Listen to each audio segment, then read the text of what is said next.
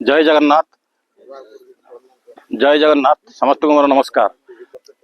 चंचल हिंग मनः कृष्ण प्रमाथि बलव दृढ़ तस्य ही निग्रह मन्यो वायोरवि सुदुष्कर्म। अर्थात आर अर्थ हूँ मन आमटा जी चंचल से सुदृढ़ आउ मन द्वारा इंद्रिय मान से वशीभूत कर विभिन्न कार्य कराई थाए। वायु को जमी धरिया कष्ट मन को सेमती आयत रखा बहुत कष्ट। जय जगन्नाथ। समस्त को नमस्कार। भाई माने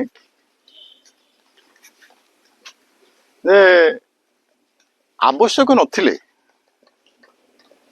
भल भल बाणी कहवा उचित नुहे ता विषय गोटे दृष्टांत नि भारतीय लोककथार भारतीय लोककथा भारतीय संस्कृति को मध्य हृदयवंत करिछि। प्राचीन गुरुकुल जो थिला से गुरुकुल रे शिष्य माने रही गुरुंग पाखरे विद्या अध्ययन करुथिले। जड़े शिष्य तार अध्ययन सरिला अध्ययन सरिला परे तांको गुरु कहिले बाबू तू वर्तमान अध्यापक हो पारिबु तोर एलिजिबिलिटी पळे आसिला जे तू वर्तमान अध्यापक हे जबु समाज रे तू तोर ज्ञान वितरण करिवु किछि जायस नै तू चले। सेटु गुरु दक्षिणा देई अति हरस मनरे शिष्यटी ता गाँ को फेरिला। गाँ को जीवा एते सहज नथिला कि गाड़ी मोटर व्यवस्था नथिला। चाली चाली चाली चाली पादरे जाउथिला। गोटे गाँ पड़िला रास्ता रे से रास्ता रे जंती गाँ टी पड़िछि सेतो संध्या सूर्य पश्चिम पथगामी संध्या आसिलाणी। सेठु से गाँ रे से शिष्यटी विश्राम नवाकू गला।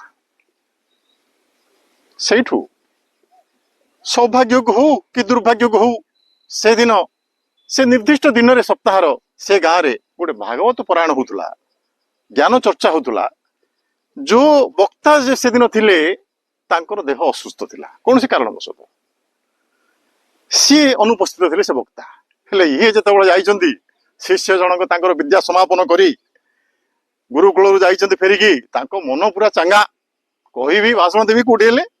सेठू हे लोक को पचारे बाबू आपण ताहले आज से कामने तुले दियंतु जो वक्ता आमर आज अनुपस्थित अछंती आपण तुले दियंतु। गाँर लोक से पड़ार सब संध्या समय खा पीओ सारी सातटा बेलू आसी समस्ते बसीगले।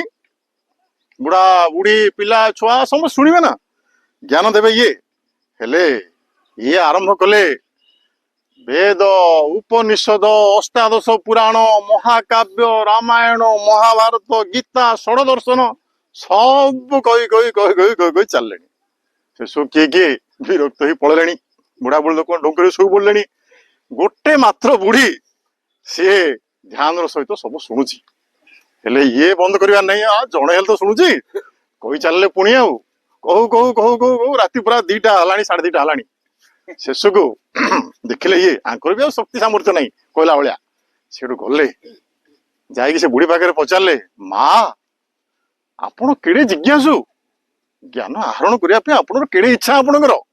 सेठू से माँ कहला पुओरे तू जहा कहूल एत पर्यटन मु टोपे भी किसी बुझीनी कि बुझीनी एति मु लक्ष्य कली मोर गोटे छेली थिला से छेली दाढ़ी रखी हलौला खाया पे दाढ़ीटा हल्कि खाया पे देले डाल फाड़ देले अति सुंदर भाव से मो पाखे थिला।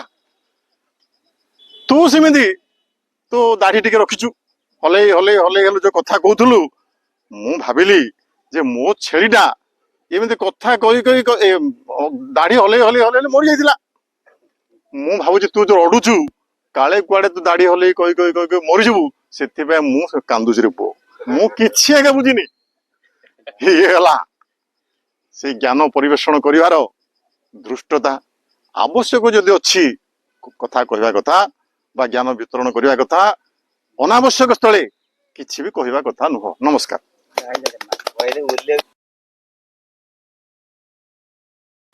जय जगन्नाथ। समस्त साथी मान मोर सादर प्रणाम। Today third of the day.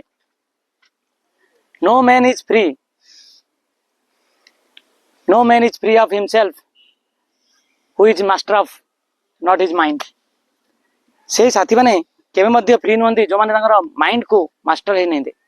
ଆମେ ଯଦି ଆମର ମନଟାକୁ ସଂଯତ କରିନାହାନ୍ତି ତେବେ ଆମେ କେବେ ମଧ୍ୟ ଫ୍ରି ହେଇପାରିବା ନାହିଁ ସାଥୀମାନେ।